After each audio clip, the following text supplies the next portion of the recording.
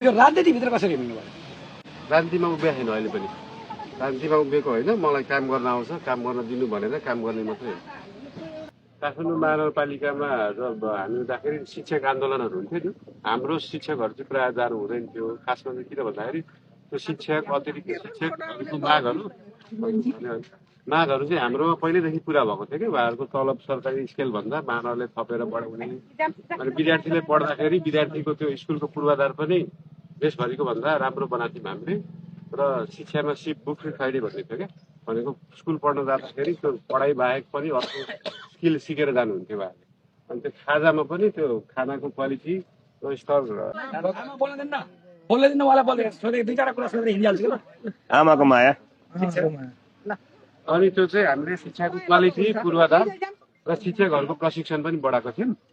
त्यो भएर चाहिँ त्यो जुन क्वालिटी सरकारी स्कुलमा थियो त्यो चाहिँ एकदमै सुधार भएको छ।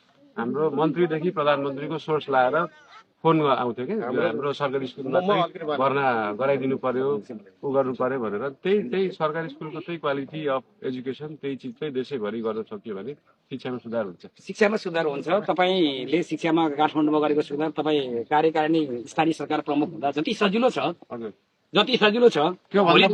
यस क्षेत्रबाट निर्वाचन जितेर जानु हुँदा संघीय संसदमा पुग्नु होला, तपाईँ विजयी हुनु होला, यहाँलाई शुभकामना पनि छ। तर तपाईँ भोलि भावी प्रधानमन्त्रीको रूपमा घोषणा हुनुपर्छ, प्रधानमन्त्री पनि हुनुभयो भने तपाईँलाई हिजो नगरपालिकाको मेयर भइरहँदा जति सजिलो थियो त्यो भन्दा महा अप्ठ्यारो बनाएको छ नि त नेपालको संविधानले।